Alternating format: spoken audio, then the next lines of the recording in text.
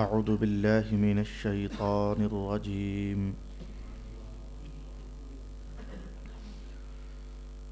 بسم الله الرحمن الرحيم. وقال موسى إن تكفروا أنتم ومن في الأرض جميعا فإن الله لغني حميد. ألم يأتكم نبأ الذين من قبلكم قوم نوح وعاد وثمود والذين من بعدهم لا يعلمهم إلا الله جاءتهم رسلهم بالبينات فردوا أيديهم في أفواههم وقالوا إنا كفرنا بما أرسلتم به وإنا لفي شك مما تدعوننا إليه مريب.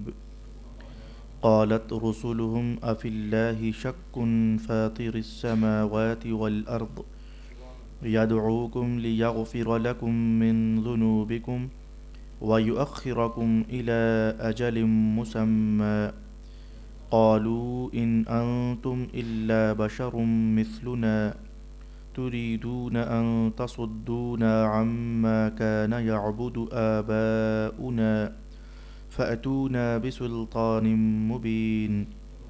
قالت لهم رسلهم إن نحن إلا بشر مثلكم ولكن الله يمن على من يشاء من عباده وما كان لنا أن نأتيكم بسلطان إلا بإذن الله وعلى الله فليتوكل المؤمنون.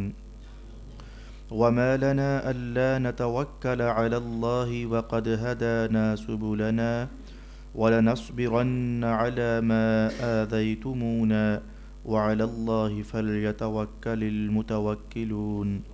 صدق الله مولانا العظيم. الصلاة والسلام عليك يا سيدي يا رسول الله. الصلاة والسلام عليك يا سيدي يا حبيب الله. الصلاة والسلام عليك يا سيدي يا شفيع المذنبين وعلى آلك وأصحابك يا سيدي يا رحمة للعالمين.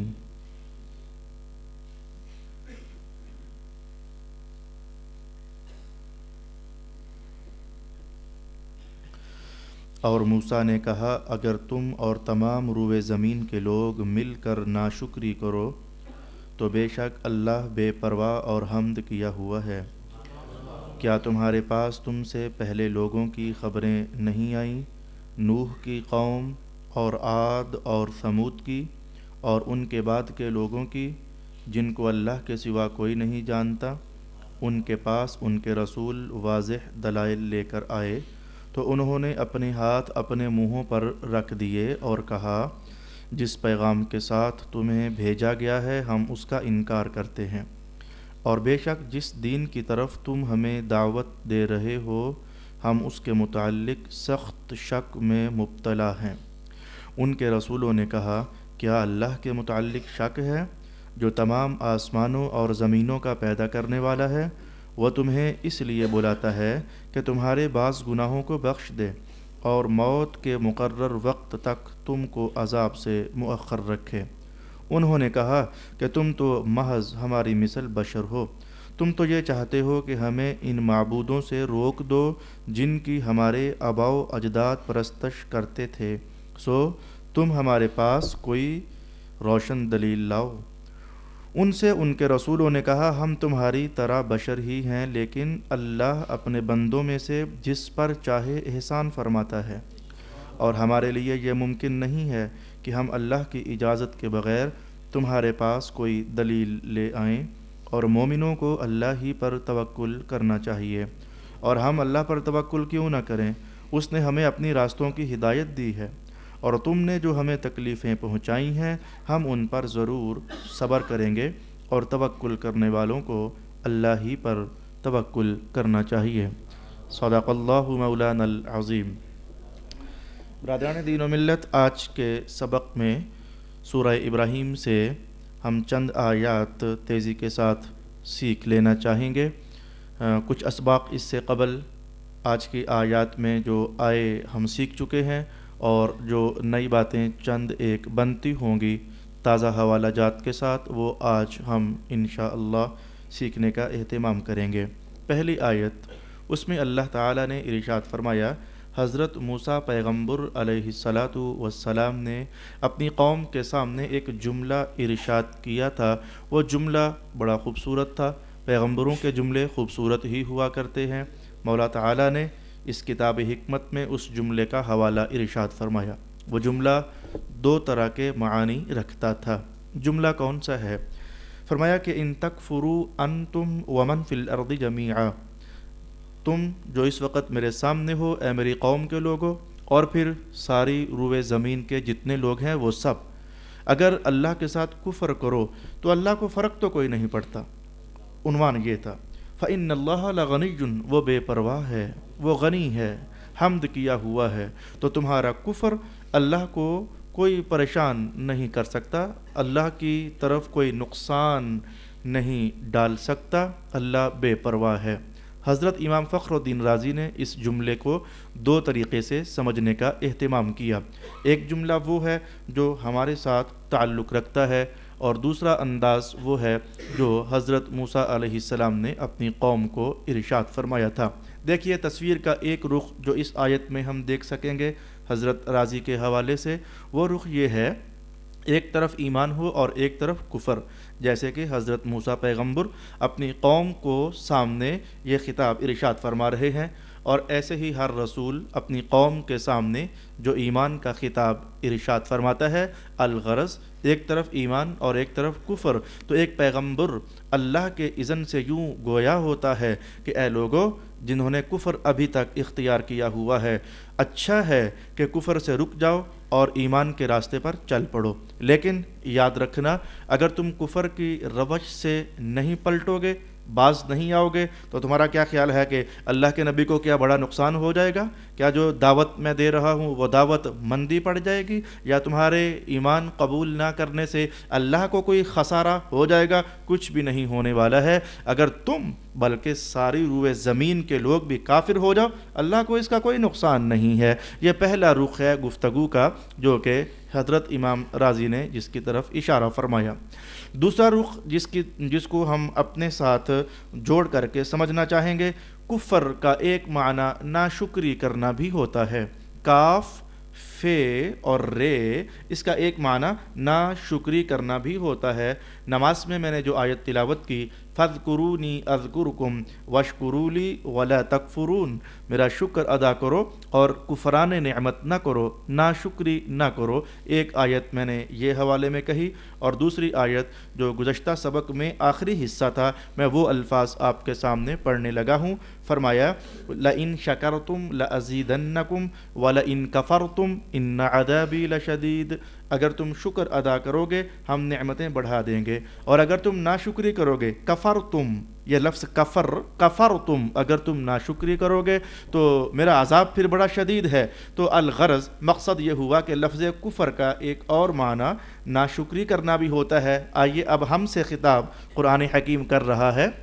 فرمایا کہ شکر ادا کرو گے تو بھلا پا جاؤ گے، شکر ادا کرو گے تو نعمتیں کما جاؤ گے، اللہ کے سامنے جھک جھک کر کے رہو گے تو اللہ کی رحمت اپنے جھولیوں میں بھر کر لے جاؤ گے۔ لیکن اگر تم بھول گئے شکر ادا کرنا یا پھر نافرمانی کی روش پر چلے تو نافرمانی بھی تو ایک ناشکری ہے۔ میں نے گزشتہ بار آپ سے کہا تھا صحیح راہوں پر رہنا یہ شکر ہے، اور غلط راہوں پر چلنا یہی ناشکری ہے۔ اگر تم ناشکری کی روش پر رہے، بد عملی کی روش پر رہے، تو یاد رکھنا کہ اس کا نقصان تمہیں خود ہی ہونے والا ہے، اللہ کو تو اس کا کوئی نقصان نہیں ہے، تمہیں ہی اس کا نقصان ہونے والا ہے۔ اس لیے قرآن کے الفاظ یہ تھے لَإِن كَفَرْتُمْ إِنَّ عَذَابِي لَشَدِيدٌ، اگر تم نے ناشکری کی تو پھر میرا عذاب ہے جو کہ بڑا شدت اختیار کر جانے والا ہے۔ یہ دو جہتوں سے پہلی آیت پر کلام سننے کے بعد ہم اپنے اگلے مضمون کی طرف بڑھ جائیں گے۔ ارشاد باری ہوا، أَلَمْ يَأْتِكُمْ نَبَأُ الَّذِينَ مِنْ قَبْلِكُمْ، کیا پہلے لوگوں کی کہانیاں تم تک نہیں پہنچی ہیں؟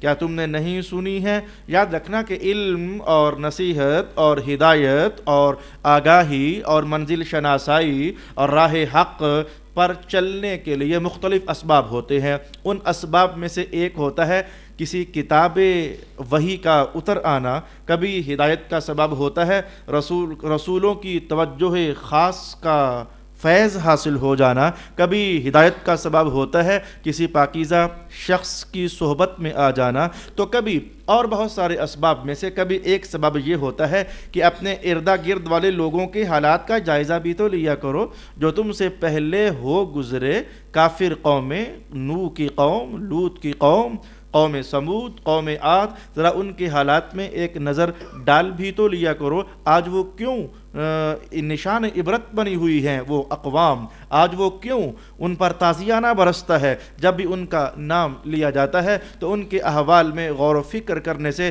تمہاری توجہ ایک نقطے پر آ کر کے رک جائے گی، اور وہ نقطہ کیا ہوگا؟ قرآن نے خود اسے ارشاد فرما دیا، جاءتہم رسلہم بالبینات، رسول ان کے پاس بھی آئے تھے. اب تصویر بناتے چلے جانا. پہلی قومیں ہیں تمہارے سامنے، رسول ان کے پاس بھی آئے تھے، جیسے کہ تم بھی ایک قوم ہو، رسول تمہارے پاس بھی تشریف لائے ہیں. تو رسولوں نے جب ان کے سامنے بالبینات واضح واضح باتیں کر دیں تو ان اقوام کی روش نتیجے میں کیا تھی؟ فردوا ایدیہم فی افواہہم، تو انہوں نے اپنے ہاتھ اپنے منہوں پر رکھ دیے. اب یہ کیا چیز ہے؟ اپنے ہاتھوں کو اپنے منہوں پر رکھ دینا یہ کیا چیز ہے؟ انکار کرنے کو اللہ تعالیٰ نے فرمایا کہ انہوں نے اپنے ہاتھ اپنے منہوں پر رکھ دیے. ہاتھ منہوں پر رکھنا یہ کئی سٹائل کا ہوتا ہے. یہ اسے کہتے ہیں باڈی لینگویج، یعنی وجود کے حصص بتا دیتے ہیں کہ کہنے والا کوئی کیا کہہ رہا ہے. بھئی دیکھو نا، ابروؤں کو ایک دم سے اوپر کر دینا تو یہ کیا سوال نہیں ہوتا ہے؟ ہاں بھئی کدھر آئے ہو، کیا بات ہے؟ نہ بھی بولو تو یہ ابروؤں کا اوپر ہو جانا یہ کچھ بتا دیتا ہے. تھوڑا سا مسکرا دینا یہ اندر کی خوشی کی نشانی بن جاتا ہے. ذرا آنکھوں کو زیادہ کھول لینا یہ اندر کے غصے کا نشان بن جاتا ہے. تو یہ ہاتھوں کا منہ پر رکھنا، کبھی دیکھنا آپ نے یہ تصویر ڈاکٹر اقبال کی دیکھی تو ہوگی نا، یہ اس کے گہرے تفکر کی طرف اشارہ ہے. ہاتھ ہے منہ پر لیکن یہ کسی گہری فکر اور سوچ کی طرف اشارہ ہے. اچھا جی، بندہ کوئی اپنا ماتھا پکڑ کر سر جھکا لے، یہ اس کے اندر سے غمگین ہونے کا اشارہ ہے. تو یہ 2 3 4 5 اشارے اس لیے بتا دیے تاکہ میرا موقع اور میرا محل سمجھ آ جائے. تو یہ میں کہوں گا کہ یہ سروں کا مارنا، سروں کا ہلنا، کیا اس میں اشارے نہیں ہوتے ہیں؟ ہاں جی، کوئی بندہ اگر غلطی کر کے آئے تو آپ اس وقت بھی سر ہلاتے ہو، لیکن ذرا ایسے کر کے تو وہ سمجھ جاتا ہے کہ کام خراب ہو گیا ہے. اچھا جی، آپ کسی کو بات سمجھاتے ہو تو آپ وہ اگلا سمجھنے والا سر کو اب ذرا یوں ہلاتا ہے، اب یہ معنی ہوتا ہے کہ بات سمجھ آ گئی ہے. تو یہ اشاروں کے اندر بڑی باتیں چھپی ہوئی ہوتی ہیں.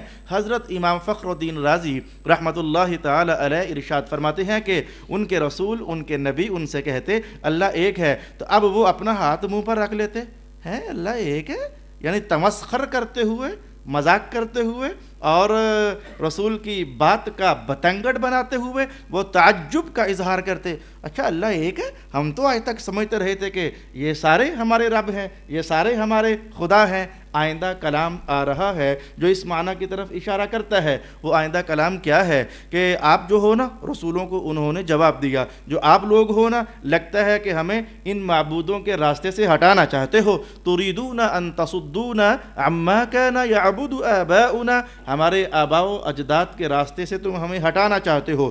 گویا رسولوں کی دعوت کا تمسخر اڑا دیا گیا، رسولوں کی دعوت پر پھبتی کس دی گئی، رسولوں کی دعوت کو مذاق کا نشانہ بنا دیا گیا، رسولوں کی دعوت پر ہنس لیا گیا. میں کہوں گا کہ یہ بڑی اونچی مثال ہے، بڑی اونچی مثال ہے. اور اس مثال کو چھوٹے پیمانے پر دیکھنا چاہو تو آج بھی یہ علامات دیکھی جا سکتی ہیں. اگر تم ذرا سا دینداری میں داخل ہو جاؤ نا، ممکن ہے کہ کوئی انگلی تمہیں بھی زخمی کر دے، ممکن ہے کہ تلخ لہجہ تمہارے سینے میں بھی تلخی پیدا کر دے، ممکن ہے کہ اڑتی اڑتی پھبتیاں میاں تمہاری بھی زندگی کی وہ رونقیں چھین لیں اور تمہیں پریشانیوں کی گلیوں میں دھکیل دیں، تو یہ اچھائی کے راستے پر چلنے سے، اللہ کے راستے پر بڑھنے سے، اللہ کی دعوت کا کام کرنے سے اور اس کے راستے کا ابلاغ کرنے سے، میں کہوں گا کہ یہ پھپتیاں کس جانا، یہ مذاقوں کا ہو جانا، یہ شخصیت کو ذرا بکھیر دیا جانا، یہ کلاه کا ذرا اتار کر وہ پھینک دیا جانا، یہ تھوڑا سا ذرا دھکم پیل کا ہو جانا، ذرا لیگ پولنگ کر دینا، یہ بڑی پرانی تاریخ چلی آ رہی ہے۔ الغرض رب کائنات نے فرمایا کہ یہ دیکھو یہ قومیں تھیں، ان کے رسولوں نے دعوت دی اور انہوں نے اپنے ہاتھ اپنے منہوں پر رکھ لیے۔ یہ تو میں نے وہ معنی بیان کیا جو تقریباً سب مفسرین نے بیان کیا۔ ایک اور معنی اس سے بھی زیادہ خطرناک ہے اور وہ تو بالکل پریشان سا کر دینے والا ہے۔ ایک اور معنی جو کہ حضرت امام راضی نے ارشاد فرمایا، آپ فرماتے ہیں کہ اچھا اس سے پہلے اس معنی کی ایک دوسری طرح کی تصویر میں آپ کی خدمت میں لا چکا ہوں، ذرا وہ تصویر سمجھ لیجئے تاکہ اگلا معنی آپ کی خدمت میں سمجھ آ جائے۔ یہ دیکھیے رسول پاک علیہ السلام جب مکہ سے نکلتے اور مختلف منڈیوں میں جاتے، مختلف میلوں میں جاتے، مختلف رش کے مواقع پر تشریف لے کر جاتے، تو ایسا ہوتا کہ مکہ والے جو سردار تھے کچھ اوباش نوجوانوں کو رسول کے پیچھے پیچھے بھیج دیتے اور کہتے کہ جدھر یہ جائیں تم بھی جانا۔ بھئی ہم نے کرنا کیا ہے؟ بھئی تم نے کرنا یہ ہے جب یہ محمد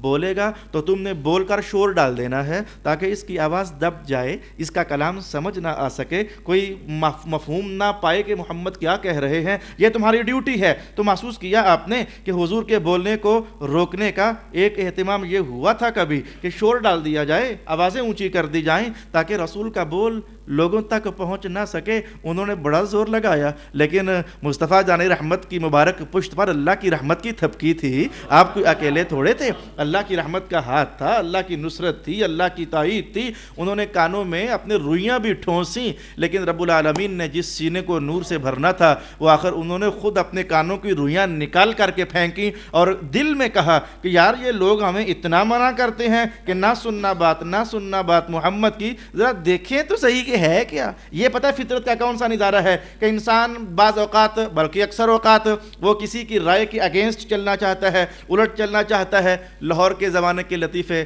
کبھی کبھی یاد پڑ جاتے ہیں۔ اگر کبھی کوئی پمفلٹس چھپتے نا تو کچھ لوگ چاہتے کہ انہیں سب لوگ پڑھیں تو اس کا ٹائٹل بناتے اسے مت پڑھیے۔ اب یہ ایک ٹائٹل میں نے کئی بار دیکھا، اسے مت پڑھیے۔ اب جس کے ہاتھ میں جاتا وہ کہتا ہے اسے مت پڑھیے، کیوں؟ دیکھتے ہیں کہ ہے کیا۔ یہ انسانی طبیعت ہے۔ تو جتنا انہوں نے روکا نا کہ نہ سننا کلام محمد کا، انہوں نے کہا سنے تو صحیح ہے کیا۔ بس وہ اسی ہے کیا میں مصطفیٰ جان رحمت کی حلقہ غلامی میں داخل ہو جاتے۔ اچھا میں بات یہ کرنا چاہتا تھا کہ حضور کے کلام کا فائدہ لوگوں کو نہ پہنچے۔ ایک اہتمام کافروں کی طرف سے یہ تھا شور ڈال دیتے، ایک اور اہتمام بھی تھا، اب آپ کو سمجھنا آسان ہو جائے گا۔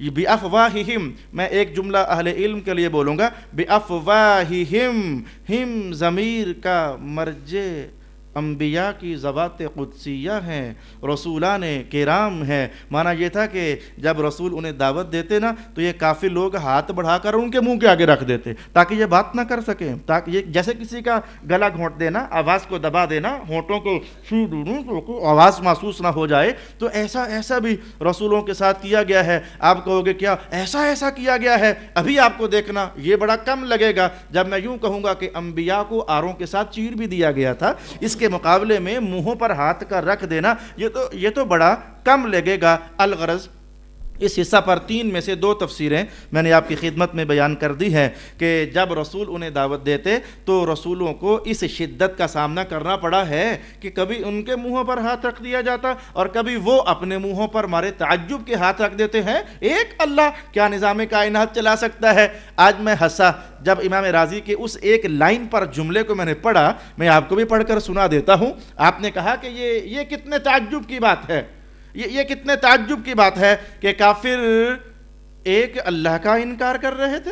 یہ آپ نے کہا کتنے تعجب کی بات ہے، اور اس پر جو آپ نے جملہ کسا یقین جانیے وہ بڑا ہی سمجھنے والا ہے۔ آپ نے کہا ایک اللہ کی کہانی، ویسے آپ نے تو 4 کہی ہیں کہ ایک عمل سے 4 باتیں سمجھی جا سکتی ہیں۔ میں وہ 4 کی 4 نہیں بتاتا آپ کو، لیکن کیوں وہ باقی 3 ذرا مشکل ہیں۔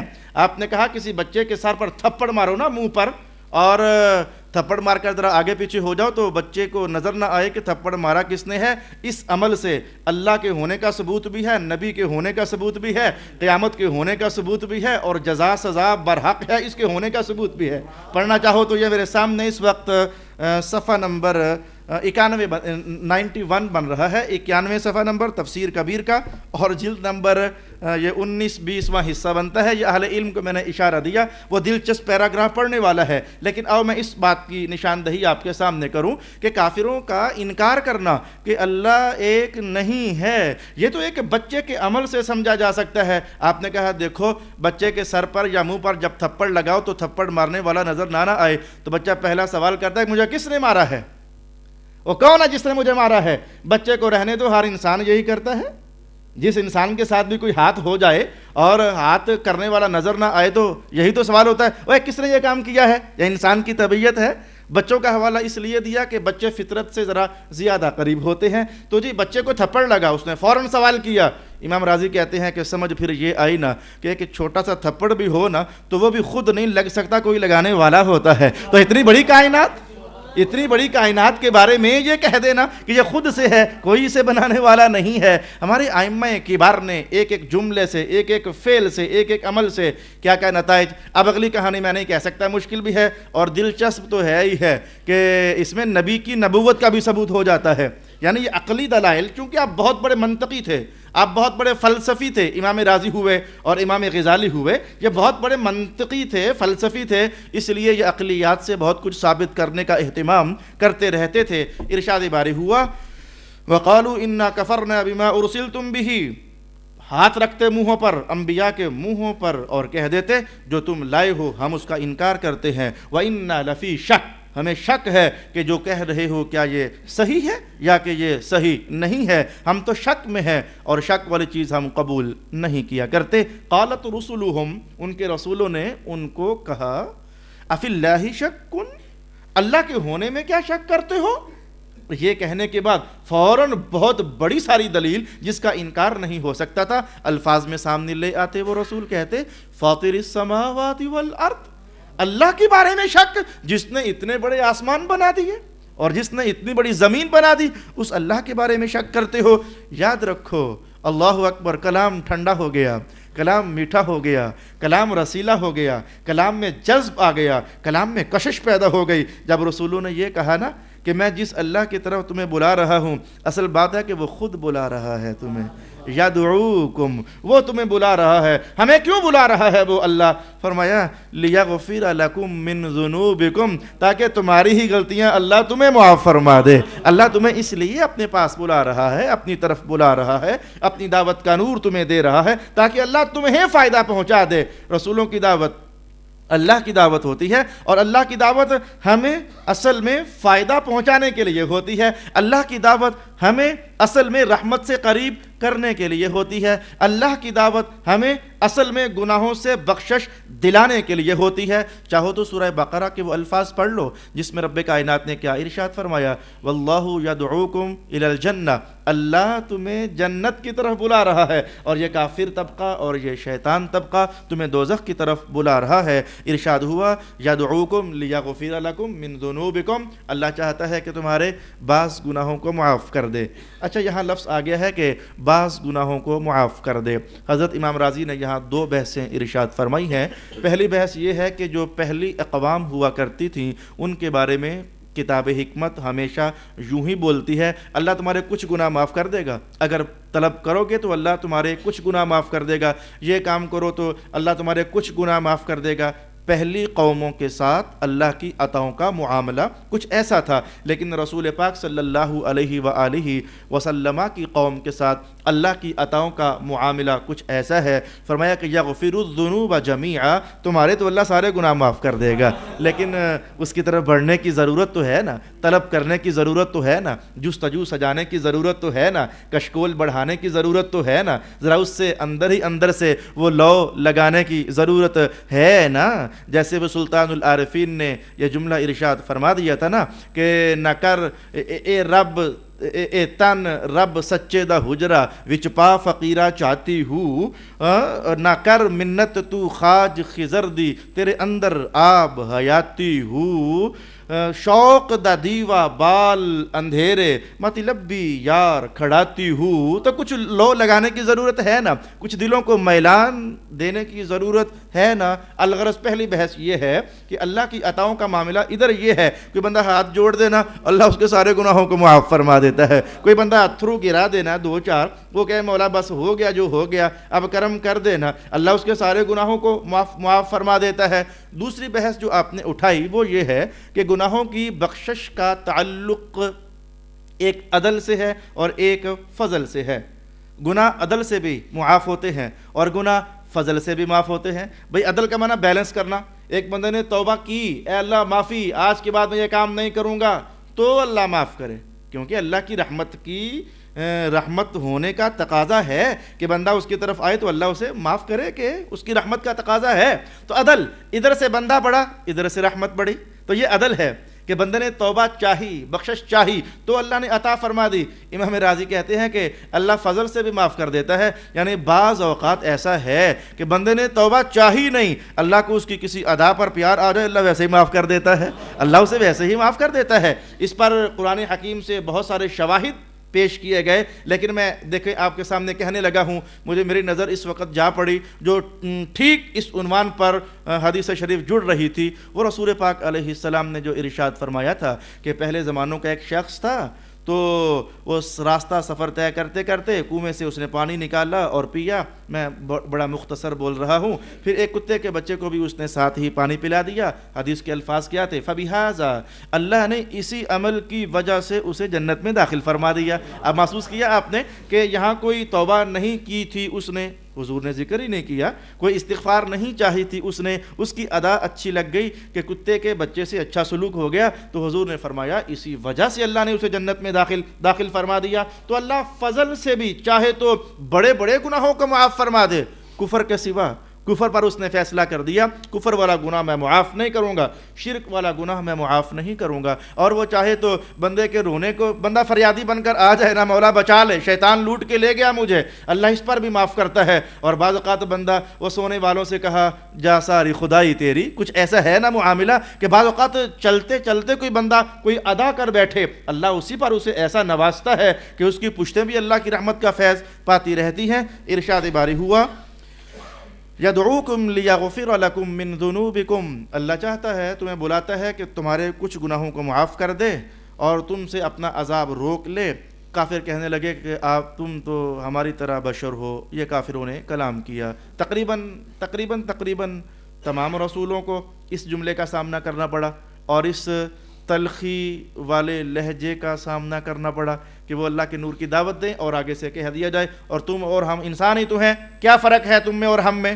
یہ جملے کافر لوگ انبیاء کے ساتھ بولتے رہے، مختلف مراحل میں، سپارہ جات میں آپ کو بتاتا رہا۔ آج میری طبیعت میں ذرا ایک انبساط بھی ہے کہ اس آیت کی تشریح کرتے ہوئے حضرت مولانا روم رحمۃ اللہ تعالی علیہ نے اپنی مثنوی میں، جب گزشتہ بار میں نے پڑھائی تھی بچوں کو تو اس کے اندر یہ پیراگراف گزر گئے تھے، میں نے پڑھائے تھے انہیں، تو اس کے اندر انہوں نے کافی سارا یہ 2 کالم لکھے ہیں، یعنی ایک مصرے کے اندر ایک تصویر کی کہانی اور دوسرے مصرے کے اندر دوسری تصویر کی کہانی۔ مراد یہ تھا کہ کافروں نے رسولوں سے کہا کہ تم ہم جیسے بشر ہی تو ہو، ما انتم الا بشر مثلنا، تم ہم جیسے بشر ہی تو ہو۔ تو فرمایا کہ بشر ہونے میں تو یہ دونوں دکھتے ہیں کہ یہ بھی انسان ہیں، رسول انسانی بھیس میں کھڑے ہیں، کافر تو خالص ہیں ہی انسان۔ میں نے جملے آپ کو شاید نہیں محسوس کر پائے، کافر تو ہیں ہی انسان لیکن رسول انسانی بھیس میں تشریف فرما ہے۔ اب یہ دونوں طرف یہ تصویریں رکھ کرنا مولانا روم کے الفاظ میں 5 شعر آپ کی خدمت میں بطور اس عنوان کو سمجھانے کے عرض کرنا چاہوں گا۔ آپ ارشاد فرماتے ہیں گفت این کے ما بشر ایشا بشر ماو ایشا بستائی خوابیم و خور، فرماتے ہیں کہ ان کافروں کا یہ کہنا کہ ہم بھی بشر ہیں اور یہ بھی بشر ہیں، ہم بھی کھاتے ہیں اور یہ بھی کھاتے ہیں، ہم بھی سوتے ہیں اور یہ بھی سوتے ہیں، ان کی نظر اس سے آگے تجاوز نہ کر سکی۔ انہوں نے نبی کے کھانے کو دیکھا، انہوں نے نبی کے سونے کو دیکھا، یہ جن کافروں کی بات ہو رہی ہے، تو یہ کھانے اور سونے کو دیکھ کر کہہ بیٹھے ہم ایک جیسے ہیں، لیکن این ندانستند ایشان از عما ہست فرق درمیان بے انتہا، اور یہ بات نہ جان سکے کہ یہ انسانی صف میں رسول بھی کھڑے تو ہیں، لیکن ہم میں اور ان میں بے انتہا فرق ہے، بہت زیادہ فرق ہے۔ اب مثنوی میں تو آپ نے یہ فرق بہت ڈیٹیل سے بیان کیا، لیکن 3 باتیں میں یہاں آپ کی خدمت میں عرض کرنا چاہوں گا۔ کہتے ہیں بالکل ایسے جیسے کہ مولانا روم فرماتے ہیں نبی میں اور غیر نبی میں اگر فرق سمجھنا ہو نا تو ذرا تصویر کے یہ 2 رخ بتاتا ہوں فرق سمجھانے کے لیے۔ بالکل ایسے جیسے کہ ہر دو یک گل خورو زنبور و نحل زاں یک شد نیش زاں دیگر اصل، فرماتے ہیں کہ یہ جو جسے آپ تمبوڑی کہتے ہو، یہ پھولوں پر بیٹھتی ہے کہ پتوں پر بیٹھتی ہے کہ یہ رس چوستی ہے، اپنی غذا لیتی ہے۔ ہم پنجابی میں اسے پھونڈ کہتے ہیں، آپ اسے تمبوڑی کہتے ہو۔ تو یہ جتنے بھی اس طرح کے پتنگے ہیں جو پھولوں پر بیٹھیں اور رس پھول کا چوسیں، فرماتے ہیں دیکھو نا یہ پھول کا رس تو اس تمبوڑ نے بھی چوسا ہے، اور پھول کا رس شہد کی مکھی نے بھی چوسا ہے۔ اس نے چوسا تو ڈنگ بنا دیا اور اس نے چوسا تو شہد بنا دیا۔ فرق محسوس ہوا ہے۔ کھانے ہی کو صرف نہیں دیکھنا چاہیے، کھانا دونوں کا ایک ہی پھول، ایک ہی پتی اور اس کے ایک ہی کمپلیں، لیکن ایک نے چوسا تو ڈنگ بنا دیا، ایک نے چوسا تو شہد بنا دیا۔ سمجھنا چاہیے کافر کھانا کھاتے ہیں تو زہر ہے، فساد ہے ان کے جسموں کے اندر، اگر نبی کھانا کھاتا ہے تو اللہ کی رحمت کا شہد بن جایا کرتا ہے۔ پھر آپ نے ایک اور فرق بیان کیا، ہر دو گوں آہو گیا خوردند و آب زی یکے سرگی شدو زا مشک ناب، فرماتے ہیں یہ دیکھو یہ بکرا ہے، اس نے بھی تو گھاس ہی کھایا ہے نا، اور اس ہرن کو کیا ہوا، اس نے بھی تو گھاس ہی کھایا ہے نا۔ بکرا گھاس کھاتا ہے تو مینگنیاں نکل آتی ہیں، اور یہ ہرن گھاس کھائے تو اللہ اس میں سے کستوری کشید دیتا ہے، اور کستوری بنا کر تمہارے سامنے گھاس ہی میں سے بنتی ہے نا۔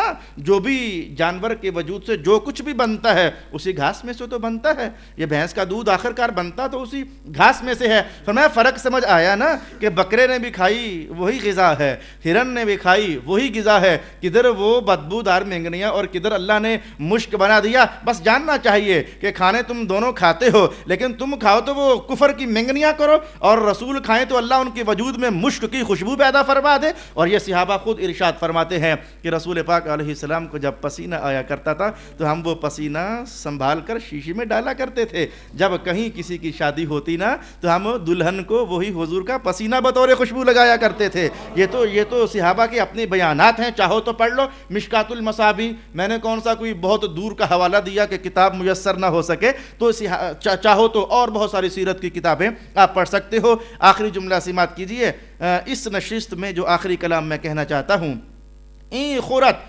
گردد پلیدی زین جدا وہاں خورت گردد ہما نور خدا، کافر کھائے تو سارے کا سارا پلیدی بن جاتا ہے، اور رسول کھائیں تو سارے کا سارا نور خدا بن جاتا ہے۔ یہ رسولوں میں فرق جاننا چاہیے رسولوں کو۔ اچھا میں یہ فرق صرف مولانا روم ہی نے تو بیان نہیں کیا، رب کائنات نے کیا اس عنوان کو اپنی کتاب کا حصہ نہیں بنایا ہے؟ اور میں بتاتا ہوں، جب کافروں نے کہا کہ آپ اور ہم بشر ہی تو ہیں، انسان ہی تو ہیں، رسولوں نے ٹھنڈے مزاج سے کتنا زبردست جواب دیا، تو میں کہ ان نحن الا بشر مثلکم، ہے ٹھیک ہے چلو ہم تم جیسے بشر نظر آتے ہیں، ٹھیک ہے چلو ہم تم جیسے بشر نظر آتے ہیں، لیکن اگلی بات کیا ہے، وَلَكِنَّ اللَّهَ يَمُنُّ، اللہ نے جو ہم پر احسان کیا ہے وہ نہیں دیکھ رہے ہو؟ اللہ نے جو ہمیں نبی بنا دیا وہ نہیں دیکھ رہے ہو؟ اللہ جو وحی بھیج رہا ہے کیا وہ نہیں دیکھ رہے ہو؟ جو ہمارے گھروں کے صحنوں میں جبریل اترتے ہیں کیا وہ نہیں دیکھ رہے ہو؟ اللہ کی بشارتیں جو ہمارے کندھوں پر میاں لدی ہوئی ہیں تو کیا وہ تم نہیں دیکھ رہے ہو؟ یمن علی من یشاء من عبادہ، انسانوں ہی میں سے اللہ جب کسی کو نوازنا چاہے تو من فرما دیتا ہے، اس پر احسان فرما دیتا ہے، نبوت سے سرفراز کر دیتا ہے۔ وما كان لنا ان نأتيكم بسلطان الا باذن اللہ۔ کافروں کا دوسرا چونچلا یہ تھا کہ وہ کہتے تھے کہ آپ ہمیں کوئی وہ نشانی بتاؤ جو ہم چاہتے ہیں، جیسے ہم کہتے ہیں ویسے کر کے دکھاؤ۔ رسولوں نے کر کے دکھایا بھی، کئی بار کئی موقعوں پر کر کے دکھایا۔ کیا ہمارے رسول پاک نے کافروں کے کہنے پر چاند نہیں توڑا تھا؟ کیا ہمارے رسول پاک نے اور بہت سارے معجزات کافروں کے کہنے پر، درختوں کا ہٹانا، جانوروں کا آنا، کیا یہ کنکروں کا بلوانا، یہ نہیں کیا تھا؟ ہوا تھا، لیکن چونکہ وہ اٹکل پچو میں تھے، ضد بازی میں تھے، ہٹ دھرمی میں تھے، اس لیے فرمایا کہ بھائی بات یہ ہے کہ جو معجزہ اللہ ہمیں دیتا ہے ہم تمہیں وہی وہی دکھائیں گے، اپنے پاس سے ہم کوئی شے تمہیں نہیں دیں گے، جو اجازت ہوگی دکھا دیں گے۔ معنی یہ تھا اپنے پاس سے نہیں، الا باذن اللہ، حکم ہوگا فلاں رسول معجزہ دکھا دیجئے، ہم دکھا دیں گے، اور جب ادھر سے حکم نہیں ہوگا ہم نہیں دکھائیں گے۔ بھائی جو ہم نے دکھا دیا اتنا ہی تمہارے لیے کافی ہے اگر ایمان لانا ہے۔ وعلی اللہ فلیتوکل المؤمنون، اور مومنوں کو اللہ ہی پر توکل کرنا چاہیے۔ بہت سادہ سبق ہے اور دور رس سبق ہے کہ حالات کی تلخی میں توکل اللہ ہی پر رہنا چاہیے، حالات کی سنگلاخی میں توکل اللہ ہی پر رہنا چاہیے۔ یہ دیکھو ٹوٹل کے ٹوٹل حالات مخالف ہوئے پڑے ہیں رسولوں کے، وہ ماننے کے لیے تیار نہیں ہیں، الٹا پھبتیاں، الٹا مذاق، الٹا تمسخر، اور الٹا یہ کہنا کہ تمہارے پاس تو کچھ ہے ہی نہیں ہے، پھر الٹا یہ کہہ دینا کہ تم اور ہم برابر ہی تو ہیں، کفر اور ایمان کہاں برابر ہو سکتا ہے۔ لیکن اس کے باوجود نبیوں کے ہاتھ میں اللہ کے توکل کی رسی کتنی مضبوط نظر آتی ہے۔ فرمایا وعلی اللہ فلیتوکل المؤمنون، جو ایمان والے ہوتے ہیں وہ تو اللہ ہی پر توکل کیا کرتے ہیں۔ وما لنا الا نتوکل علی اللہ، اور ہمیں کیا ہوا کہ ہم اللہ پر توکل نہ کریں، اس نے اپنے راستوں کی ہمیں ہدایت عطا فرمائی ہے۔ رہی بات جو تم شرارتیں کر رہے ہو، چھیڑ رہے ہو، پھپتیاں کس رہے ہو، اذیت دے رہے ہو، لنصبرن علی ما آذیتمونا، جو تم اذیت ہمیں دے رہے ہو ہم اس پر ضرور صبر کریں گے۔ بہت سارے سبق ایک ہی جملے میں رب کائنات نے فرما دیے کہ اللہ کے راستے میں کام کرنے والوں تمہیں ستایا جائے گا، اور پھر ساتھ یہ بھی کہ جب ستایا جائے تو ہمت توڑ نہ دینا۔ نبیوں کا سبق یہ ہوتا ہے لنصبرن، ہم صبر کریں گے، لنصبرن، ہم صبر کریں گے ان اذیتوں پر جو تم ہمیں دینا